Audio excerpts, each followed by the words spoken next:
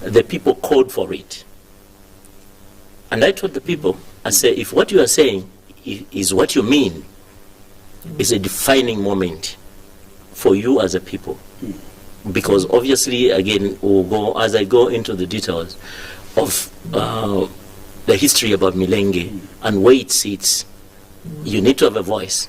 And this voice, the platform has come.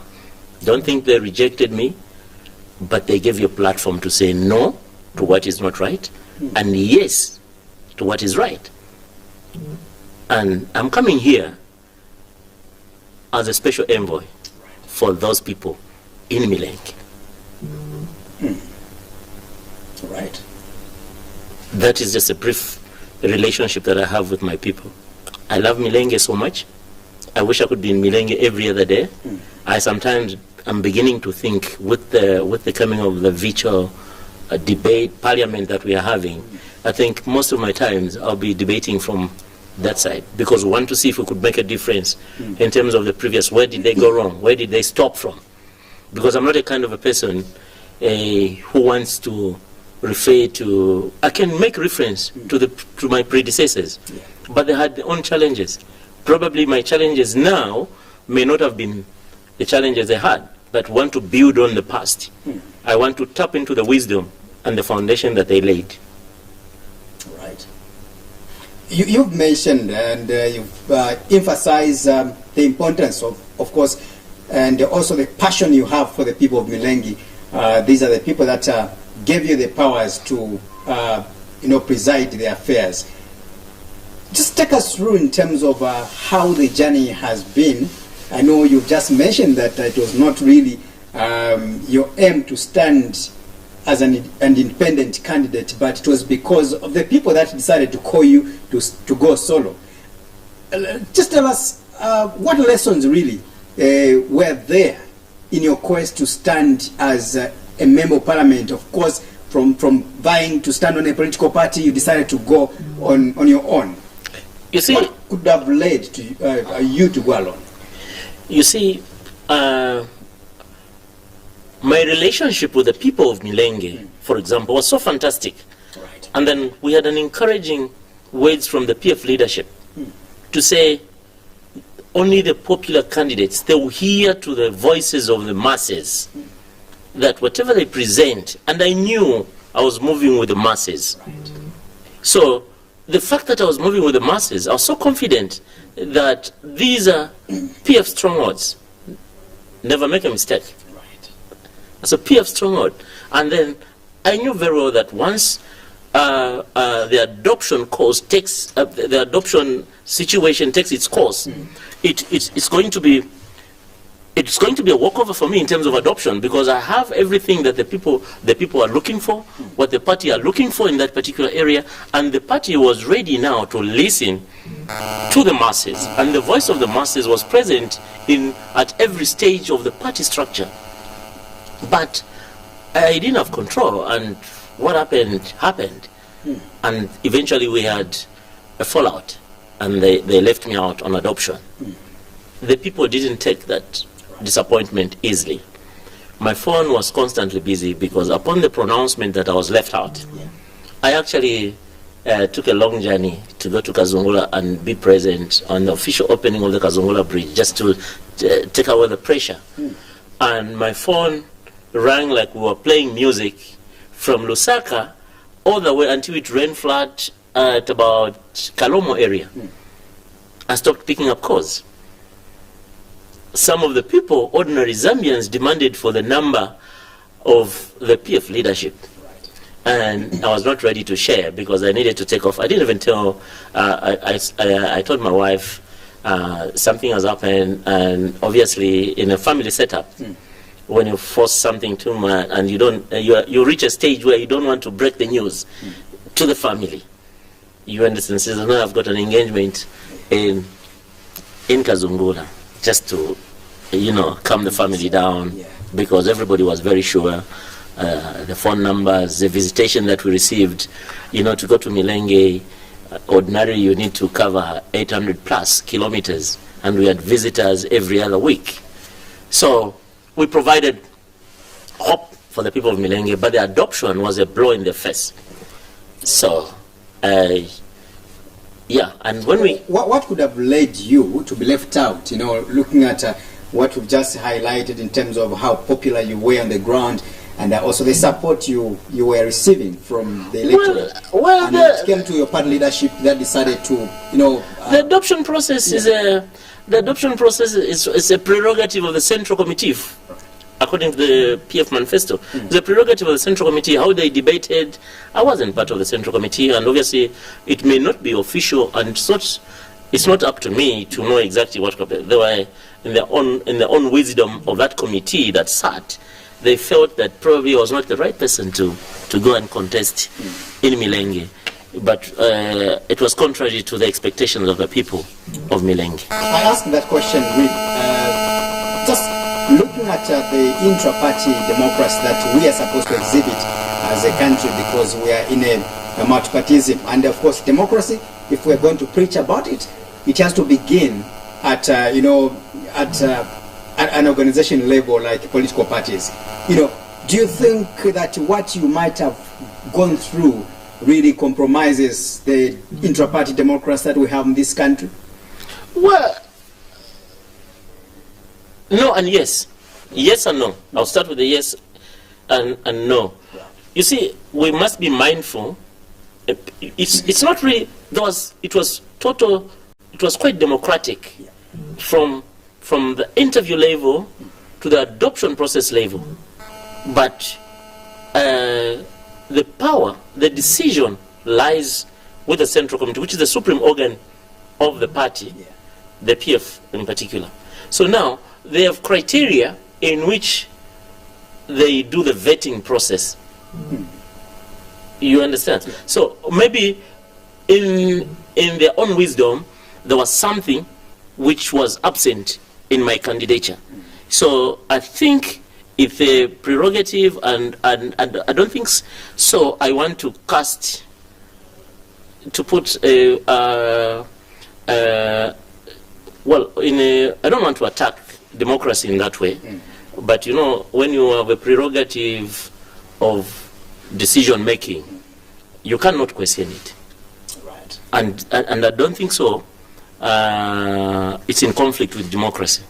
It's your prerogative. And democracy decided that you must have such powers. That's my basic understanding, unless you wish to educate me further. But I think I don't want to question it at that level, because I think there was wisdom in whatever they did, but it didn't work out. Right. Finally, Honorable, you are in charge of Milenge constituents from now up to 2026, and I believe that some of your people are watching you right now, and they want to hear, what are you promising them? Of course, you did your door-to-door campaigns amidst the COVID-19, you know, spoke to them, but now we are here as a national broadcaster to put everything, and every word that you're going to speak has to be recorded right now. What kind of an MP really are you going to be for the people of Milenge? I know that you're about to deliver a maiden speech anytime soon from now. We've heard other maiden speeches from, like today there was a speech coming from one young man near Zulu as well. We heard Christopher Ngombe from Kamfinsa as well. He gave his own. Let's hear from you now. Maybe I'll try to provoke you a little bit. Are you able to highlight one or two main segments that are contained in that maiden speech on behalf of your people in Milenge? I appreciate. I'm a very calm person. I don't believe in provocation, but if you want, anyway, dangle a carrot in my face, probably I'll try and see if I'm angry or not. But anyway, in terms of Milenge, okay, I will let the people of Milenge down. They did their part. They braced whatever they braced, the season, the rains, and all that, in order for them just to have a voice at a national level. I'm the ambassador of the people of Milenge, coming out of there. I'm coming here to speak for them. And I'll speak for them, and I'll not let them down. And I'll speak facts about Milenge. I'll give the historical background about Milenge. It's present all over the Copper Belt. So, what kind of a leader do they expect? They expect a very for them to identify me, they saw the qualities, the ability to communicate, the ability to lead them, the ability to compete at the highest level. What we are now, you understand, we're competing for development. For example, I've got my background, I'm coming from a business background, and I have moved across this country, east, west, south, before coming to government. I haven't been in government before. I'm testing this governance leadership, which the people of Milenge have tried, and it's not a bad gamble they've done. And I'll give them direction, and I'll provide direction in that, both direction and leadership in that area. So, when you say what sort of leadership do they expect, the same vibration I did in the campaign, I will do this time, because obviously government operates on the lobbying. As an MP, my role will be to lobby, to look for this, and resource mobilization to complement the government efforts in delivering to the expectations of the people. First of all, Milenge is such a remote area. I'm not trying to preempt where you were trying before you asked me the question. It's such a remote area. It's southerly. You know, if you've been to Mansa, through the Pedico or through Serenge, if you go through the town of Mufrila via the Pedico, as you cross back into Zambia, the Pedico is a Congo strip that gets into Zambia. You cross that part, you get into Chonde.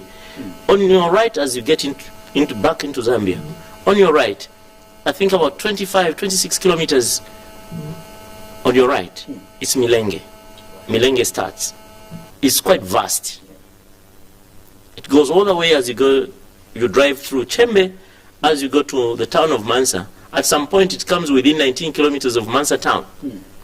You are into Milenge district. Then you take the stretch that goes to Samfya. Milenge will still be on your right. Then you take a stretch that goes to Serenge at a point called Musaila. You now come within 25 kilometers from Musaila. That is the end of Milenge constituency. And if you go right again, you go into Milenge, into the senior chief Milambo of the Wahushi people. And then you go a little bit further, then you go to Milenge district on your right again. You drive 65 kilometers from what we call Tuta Road. Then you get to Milenge district, the Boma itself. That stretch is a very, very old road that used to be at some point in some section of the northern circuit, what you're calling northern circuit in terms of tourism, the northern part of the country, which Luapula before 1968 belonged. It used to be an exit point at a point called Kapalala, sits in Milenge. It's quite significant. The Kapalala market you hear about in Ndola was named after that place, because that was Kapalala as a hub. Then you get into Ndola through to Sakanya, which is 102 stretch kilometer of Congo. That means the explanation that I'm giving you, it makes a circle. Right. Milenge district is a host to Senior Chief Milambo, who is the senior most of the Bahushi people, speaking people. So it's a very important district. You cannot mention it. It all used to be Mansa district. It was a sub-Boma, and we had another sub-Boma on the other side, and Itema on the western side. So we had all these things put together, but we need to revive and bring our position at a national level so that we are noticed, so that we can take part in the commonly said sharing of the national cake. And basically that's what forms my question now, having highlighted the geographical area of Milengi and how vast the place is. I know that your people are watching, and I believe that I've been to Milengi, of course, area in Wapula, and the problems that your people are facing in that place are not, different or are not strange to the numerous problems that our people are facing across the country. Let's talk about the issues to do with water. I'm sure when you were canvassing for votes, you were able to interact with people, interface with the people, and they spoke to you about these problems to deal with the water crisis that they have. People, they have to share water with animals in some certain places, rural places. You talk about the poor road network as well. It's another issue that needs to be attended to by a person like you. Let's talk about issues of clinics. We've got women that have to wake up early in the morning and walk very far away distances to go and just access medical services, coupled with the lack of hospitals in those areas. Let's talk about the issues of farming inputs as well. It's another issue that these are basic issues that our men and women, mostly in areas like yours, they demand for. Very different from the rural, the urban places, where if you build a clinic, an electorate will come and demand me for talk time, to them or MP. But these are people that are demanding for these simple or small basics. And how are you going to deliver, you as an independent member of parliament, really? Listen, in that chamber, when you sit, your entitlement is regardless of, this is a myth that has robbed Zambians of quality leadership, because you want to believe you can only be an MP because you have to ride on the party structures. You understand? If the right thing is not done, and that's why we're here, we're a product of right thing not being done. You understand? So, in terms of service delivery, unless the current government now, and we're not short of wisdom and the reservoir of knowledge to say, hold on a minute, here you are doing everything on the other side of the country and you are not delivering here. What is the situation? I'll come here. This is a people's property. I represent the people. And I'll be the first one to raise a flag. And they are new. I don't want to be judgmental. I want to see how they pronounce so many things in the campaign. How they're going to make sure it's shared equitably. The equitably we are talking about is equal service delivery to every part of the country. I'm independent. I'm not PF. You understand? If they've got scores to settle, let's see. Milengi will be the first one to raise the flag and say, hold on a minute. It's not only being done to the PF. It's done here. And I don't think so. They are hostile enough that I can knock on their door because it's my entitlement. And I'm not short of that courage to go and knock and say, hold on a minute. Here is, remember, there's speeches have been given. Promises were done. So we'll be able to compare notes. And I'm standing on that platform to say, here, we need service delivery, Bwana. And what we're missing is here. Of course, we are mindful that Zambia is vast. The challenges are huge, but they are not insurmountable. You understand? In Milengi, for example, to open, what we need now, vis-a-vis Milengi, we need to open it up. How do we open it up? Road infrastructure, access to the market. Even if, okay, for example, quality, we don't need, like for example, I'll tell you, my firstborn brother was born there. I think he was born around the 50s, Chirufia. May his soul rest in peace. I can't even imagine how they were moving. It's just that maybe my father probably was one of those privileged. Because he finished school in Mwense, and if now the roads are that bad, I can't imagine what it was in his time. But how many of those could afford to send children out of there? You understand? So the first thing first, I know we have a lot of challenges, but first thing first, the road. The roads. We have 3 major roads in our constituency, in Milengi. One of them, the first one, we must have link to the proper market of whatever we do. Our staple food there is mainly cassava and then maize. So where is the best market for this? Milengi is only 110 kilometers away from Ndola. I've just been giving you a background of where we're coming from. As the crossing point from Kapalala to Sakanya or to Minsunu is 105. These are not new roads. They just need an upgrade. Our colleagues in the Congo, they are using it. What we need is the revival of the pontoon.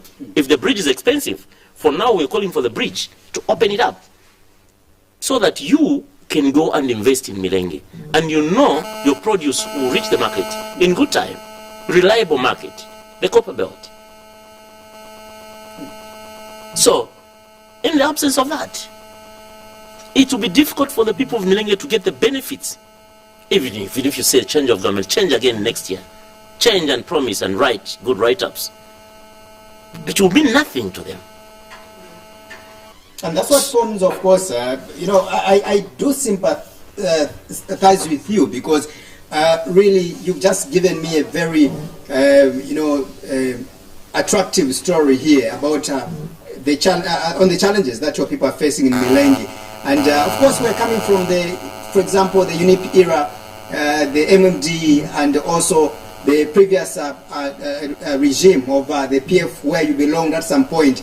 And you can see that all these problems were not resolved, were not worked on, really. And these are people that had a backing, for example, having belonged to the ruling governing parties. And then you come as a lone man.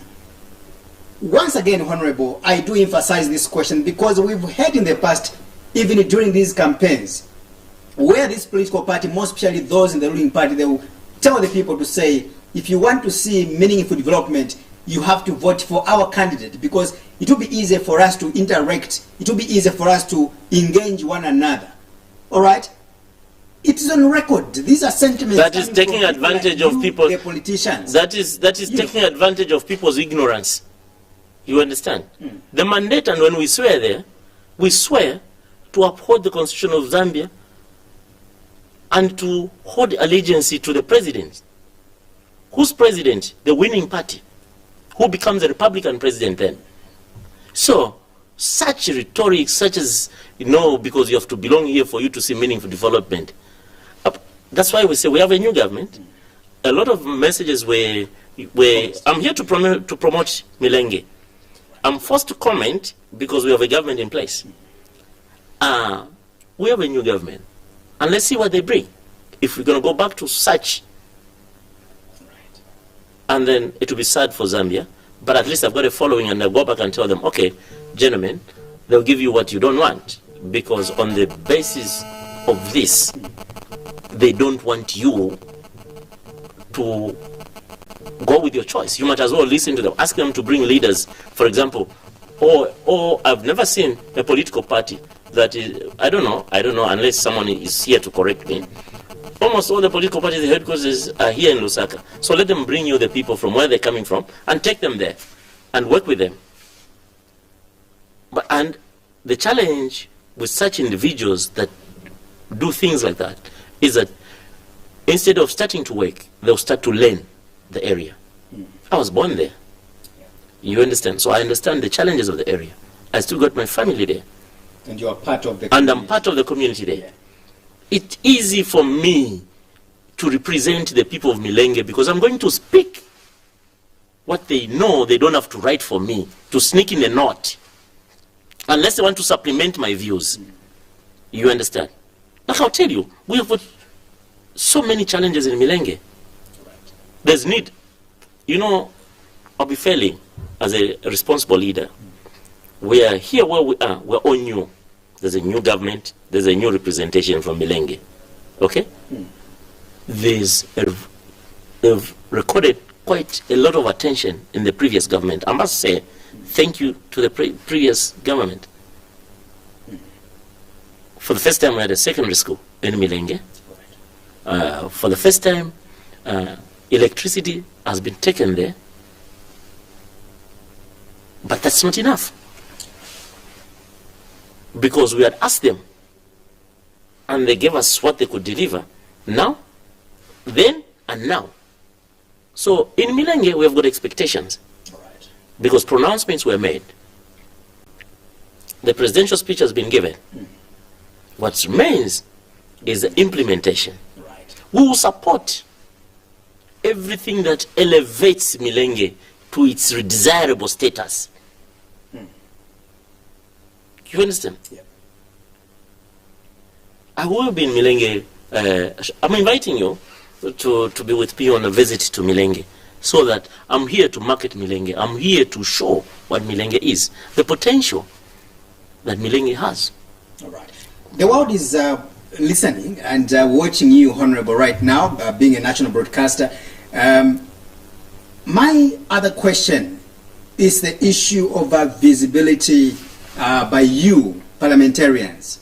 One of the problems that we've come across, most especially we in the media, and I personally, having traveled across the country, pursuing different stories, news items, is the issue of members of parliament being absent from their respective areas. What assurance are you giving to your people of Milengi that you're going to be available for them? Your visibility will be available at any time they want you. You'll never be an absentee MP. I'm not going to be an absentee MP, obviously. We have a relationship. I didn't impose myself onto the people of Milengi. I marketed myself and they believed in me. And I believe in them. There's a very tight schedule from what so far I've seen with the programs here. They give you quarterly break or something like that. And we're talking about Milengi, which is 800 plus kilometers for me to access it. So these stands, but these are things, that's where I come from. So in Bemba, we say, uingira mshtu tomfanswaso. You understand? We have to, I'm up for the challenge. I'll ride with the people of Milengi. I'll be with them, and they'll support me. They've demonstrated under difficult circumstances. It's the first time that they've gone for an independent. They didn't mind. There was UPND, the current ruling party now, and there was the PF, and many other political parties. And they went for an individual. And they didn't make a mistake. They didn't make a mistake at all. Because, and on that score alone, I'm available for the people of Milengi. That's an assurance. That's an assurance. Right. All right. My question has been answered, Honorable. I know that we need to begin to cruise now. Time is really flying. Let's talk about where we are now. We've got a new government in place. I know you are also a new person in parliament. We have seen the new entrants so far as members of parliament, including Bali himself. For the first time, he gets to be in charge of Zambia's affairs. He has never been in government before, but here he comes now. So far, looking at the speeches, of course, we've seen even the first day when he had a press briefing at the community house, we had him at Hero Stadium. Of course, as well as the day when he was opening National Assembly, we had that donation coming from Bali, where he talked about the issues of corruption, that he's not going to entertain any form of corruption, among other enticing, words that are coming from Bali. There is a cabinet in place so far. From you, being one of the people in government, how would you look at the cabinet that has been put in place so far by the president? Well, if you're talking about competence in terms of the academia, the cabinet seems sound. It's very, very sound. In terms of academia, exposure, as collective, there should be a wonderful collection of leaders. I don't know most of them. I don't want to comment on people's abilities when we have just met most of them. And I'm beginning to know them. We can look at the profile. We've all got history, where we're coming from. But don't be judgmental. Let's see what they do. You understand? In terms of collection, as a collection of individuals, I'm impressed with the collection of individuals that has been put through.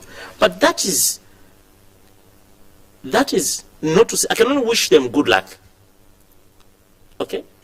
But leadership has got its own challenges. But we can't focus on the negatives. Our focus is on the positives. And these people they had a platform on which they sold themselves to the Zambians. And I personally, as a leader of the people of Milengi, and in Zambia, obviously, we have a checklist of what is saying. Are they scoring 50%, 10%? Do we give them time? Do we say no to this? Because obviously these promises came with depth. Zambians are not short of people to digest a speech. There are actually better brains out there, outside the leadership. Right. There's a collection of finest brains out there who are looking at it, who understand the economy on the global perspective, not MILENGI. And Zambia being part of it, of the family, they are looking at the kind of leaders that we've presented, but that's what we have given Zambia. Right. And there's somebody is sitting in the chair. So what you do, you congratulate them, you encourage them to work hard, to do better, but they must not forget their past. They must tap into the previous leadership. There must be obviously positives and negatives where they're standing. Right. That's just my advice. But in terms of, if you say to me, are they a collection of wonderful individuals? Fantastic. Right. Are they going to perform? It's up to you and me to wait and watch the space. Future, by definition, is uncertain. You only use history to say, okay, when you have wonderful individuals, delivery is expected. We are expecting delivery. How new is this parliament going to be this time around that we've got new people like you, and also the entire government happens to be, a new set altogether? Zambians called for change. They called for new leadership, and you've been lucky among the over 18 million Zambians that, of course, decided to stand. You were picked to be among those lucky people. Not that you are a special human being, but you are just one of those lucky people.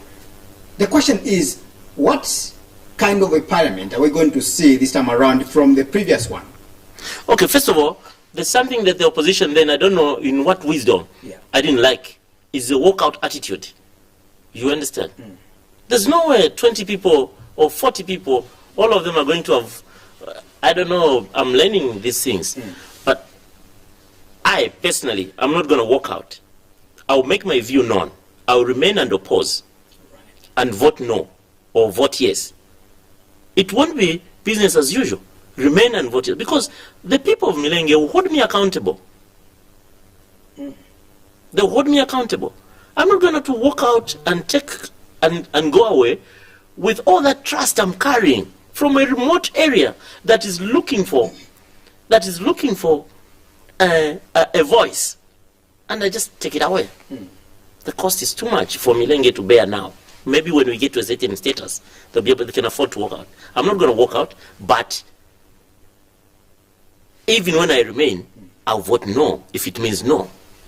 I mean, walking out is not a crime. It's within the constitution. I agree. I agree, but I'm not saying we need to walk out. You should develop the culture of walking out. You've got your personal decisions to make. I want just to say it's also within the constitution. If you feel like you can protest by walking out of natural. Okay, it's a protest. But I can protest within the house. It's got enough remedies to speak. They're not going to make you shut up. The mic is on everywhere where someone sits. There's a mic like yours here, and you speak your voice. I don't know. I'm yet to be.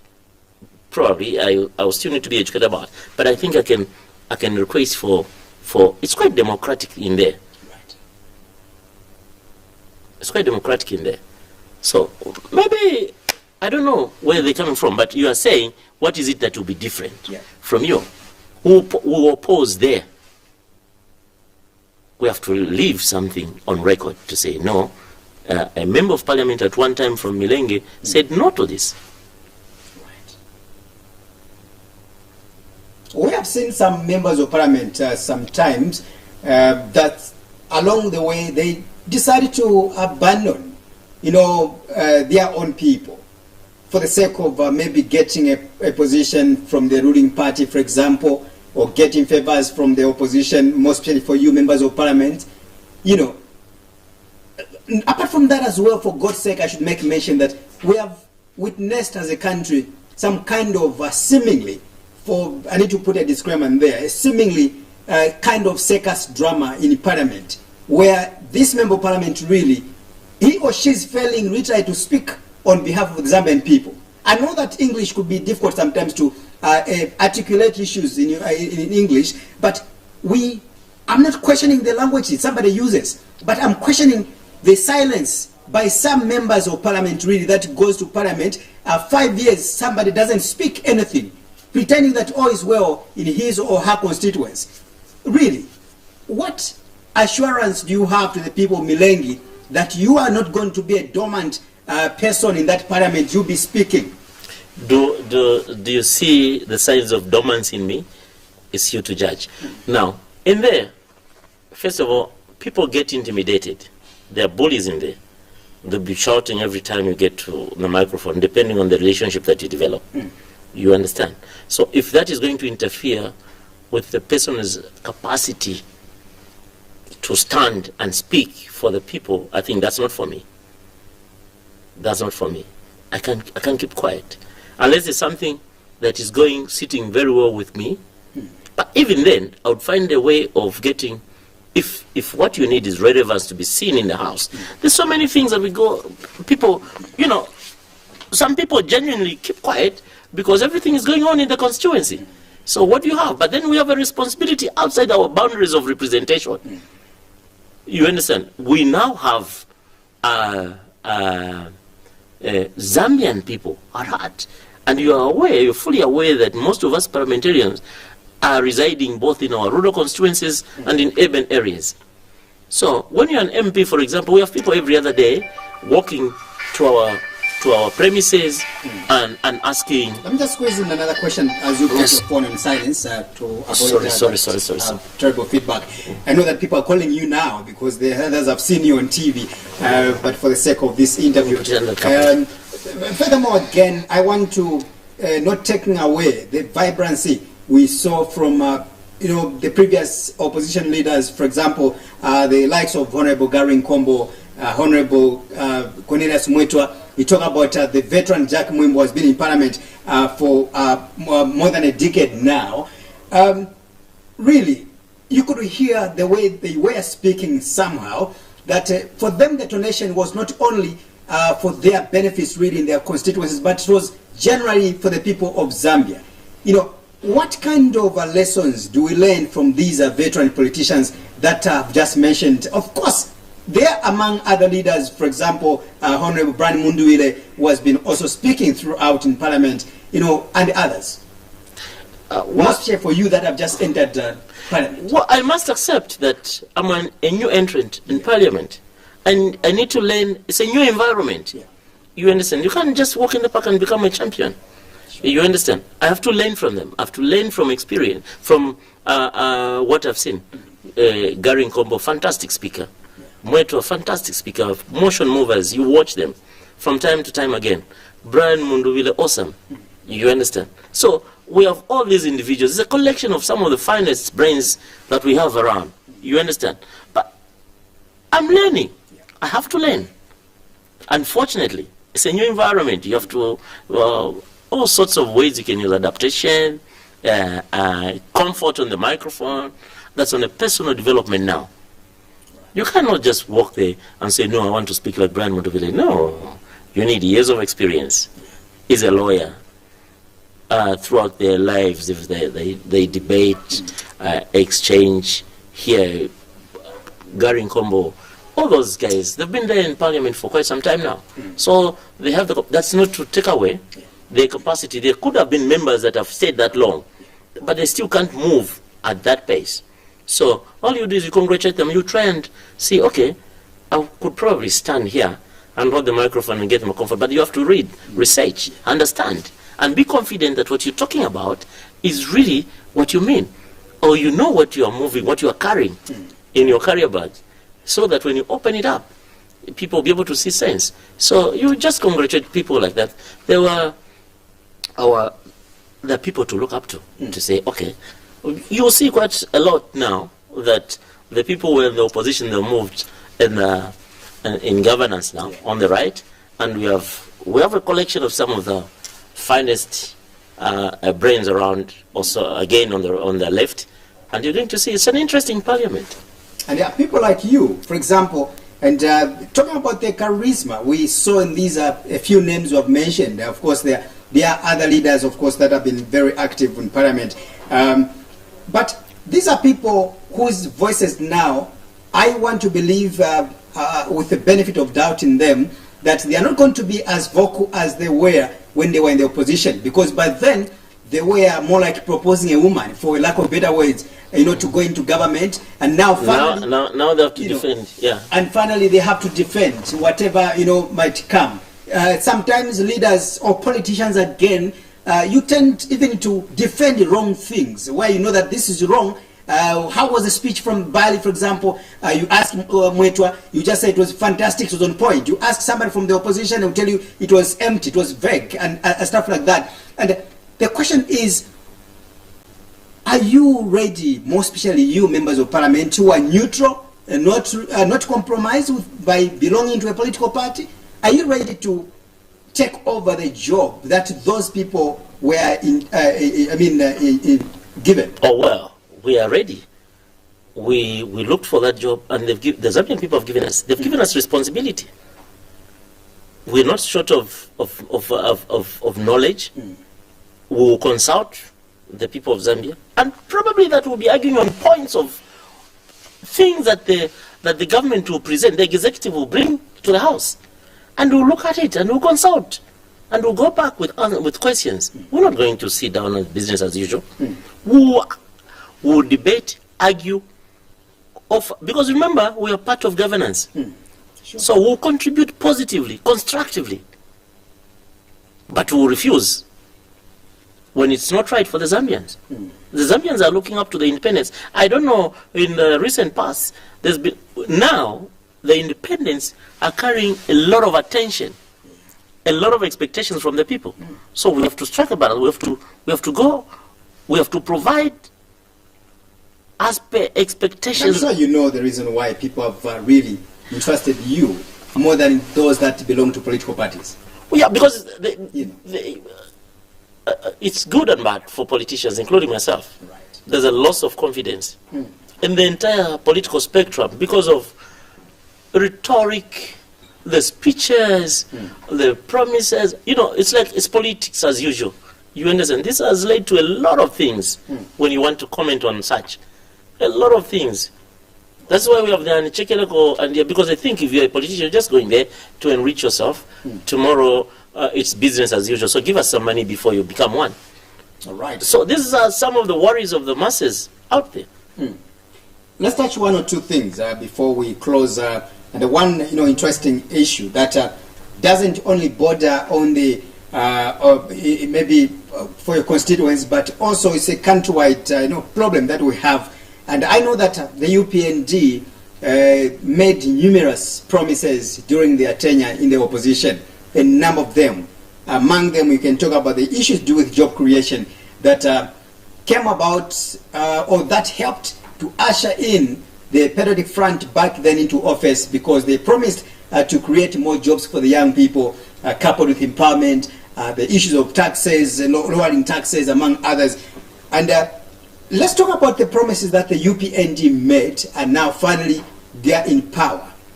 When you compare some of these, are you ready to hold the UPND accountable? Of course, we have a checklist. Right.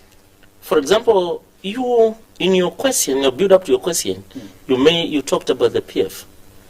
The PF promised quite a lot of things. I don't have a checklist, but at least visible among them is the infrastructure.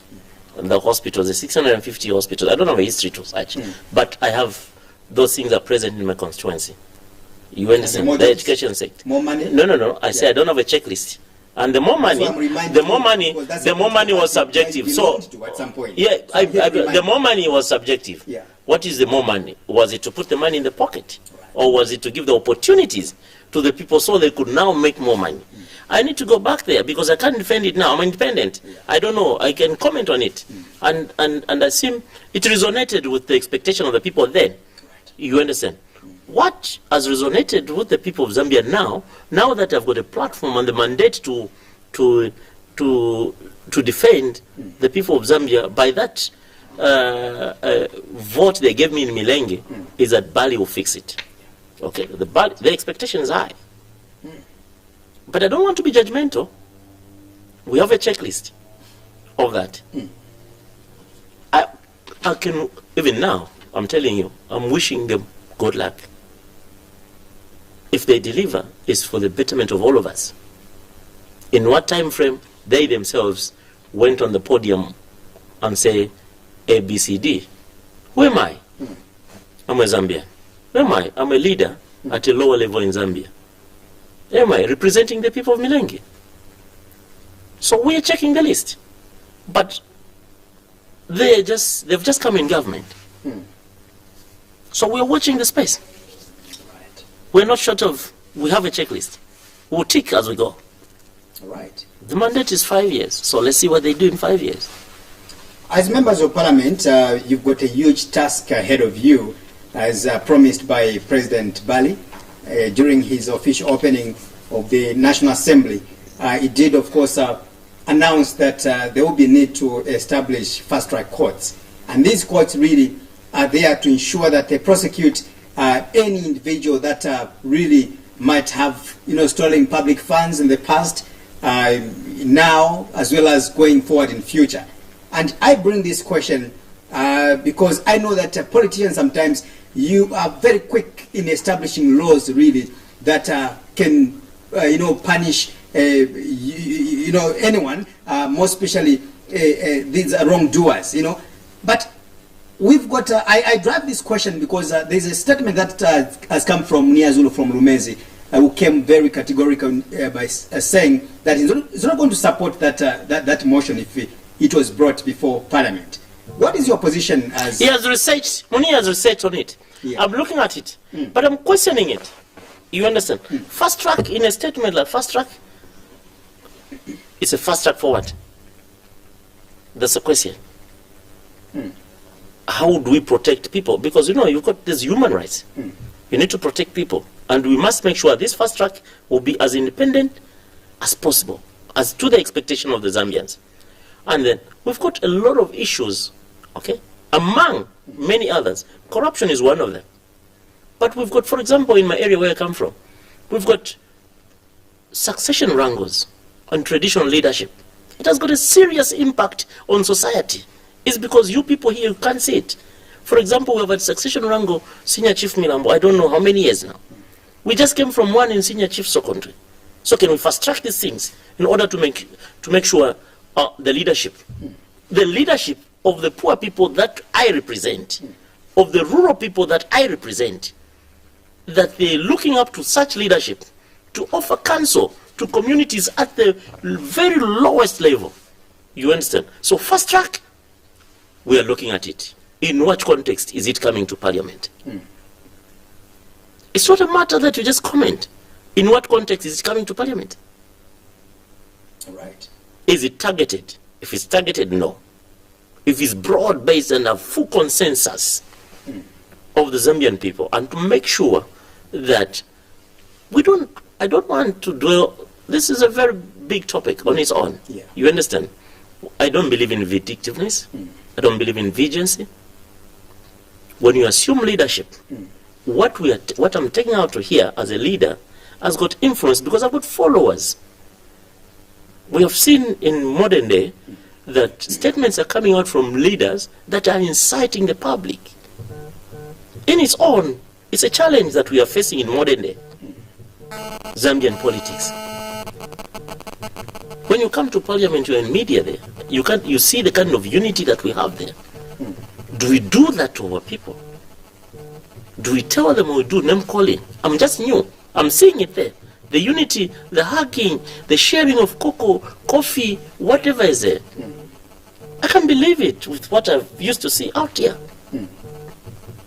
So we have a challenge in our midst. So this fast track court, is it used? I hope it's not used to settle scores. And the Bible says vengeance is for God. But that's not to say we don't want laws in Zambia. We want them to be applied. We're just coming from, I think the government now cried the most to say they didn't receive fair judgment, fair this, fair that. We don't want that. If that was then, we don't want it now. Right. We want it to be fair. Fair in whichever way they want to look at it. Just as they cried there, it must be applied to their colleagues now. Because now they've been given responsibility to take the mantle, to give the Zambian people direction, to lead not by vengeance, but by love. Still on the same aspect, Honorable, I want to just get your thoughts regarding the back and forth, type of governance or behavior that our, members of parliament have exhibited to the people of Zambia in the past. Of course, that was during your absence in parliament, because you are now entering into that National Assembly. But we have seen sometimes where politicians, sometimes I tend to question what really goes on in that house, because I've never been a member of parliament, not even a ward councillor. So I believe to be lectured here, because we've seen politicians sometimes establishing these laws really that doesn't stand for a long time. Let's say, for example, in 2016, somewhere thereabout, we had a new constitution in which our members of parliament decided to remove, the deputy ministers. It came 2020, about somewhere there, we saw Bill 10 coming before the floor of the House, in which people came and sat where you are there, justifying the coming back or the reintroduction of deputy cabinet ministers and the likes. And the same people, some of them were part and parcel when they were removing the deputy ministers' portfolios during that time. They came again to say there is nothing wrong if we are going to reintroduce deputy ministers. We've had laws, for example, in which during the late Michael Chufyasata, in which some people wanted to bring up a law to say if you don't have a grade 12 certificate or a diploma, whatever, you can't stand as a Republican president. All those gymnastic, for lack of better words, we've seen them coming through. We also had the Chiluba's case, for example, in which Chiluba spent years and years in court, as far as being reported, or rather having attempted to try him before the ICJ, stuff like that, which he refused. He said, I can't be tried before the International Court of Justice. We've got our own institutions in Zambia. But my, emphasis of this question is on the outcomes, in which Chiluba or Dr. Chiluba was not convicted at any point. What was the result? Was the acquittal after spending huge sums of money for this country. That is why I answered. You have amplified my answer. Yes. That's why I answered you on the fast track court. It's a cost and a drain of public resources. You understand? Where you go into a criminal court that you fail to prove beyond reasonable doubt. And who suffers at the end of it? Will bring excitement, because the people expect that there'll be criminals in this case. People who are corrupt. And then we don't get one case. The lawyers would have been paid. The cost of operation, who pays? Is a poor person in Milenge. Right. So that's why we need to understand these things. We need to look at them. Some of us are not lawyers, we're not any, but we need to understand, why are we bringing this thing? Will it be beneficial? In the cost-benefit analysis, will it benefit the Zambian people? Right. I didn't want to go that deep. Right. Will it benefit the Zambian people? At what cost are we setting this? Of any benefit to an ordinary Zambian? The question remains for you and me to answer. People's representative to go back and tell them. That's why we say we'll look at it, not with excitement, but to understand it. In what context is it coming? Right. So what is good, we'll support. What is bad, no. Right. Right. That question will remain, as we've said, and we hope to see and wish you all the best as you begin to deliberate before the National Assembly.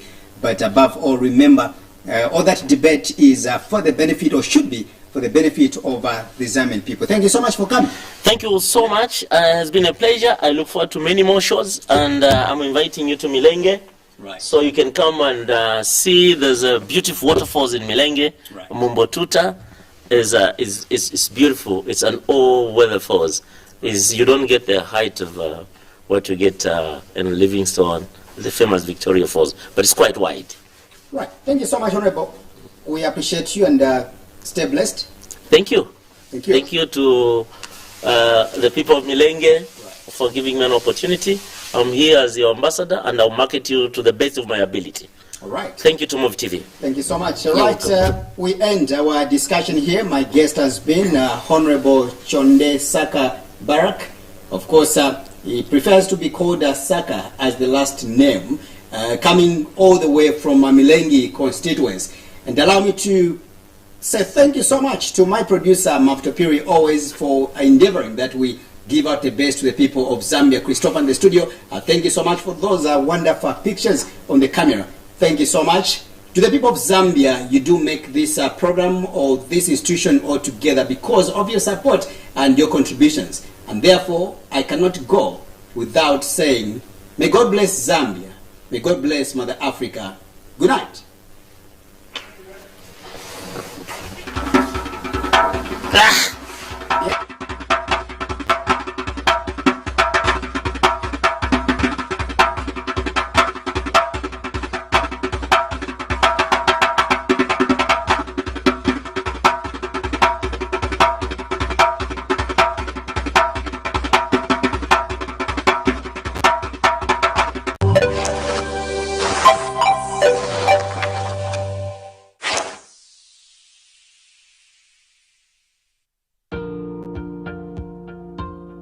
So here's how to pay using Airtel.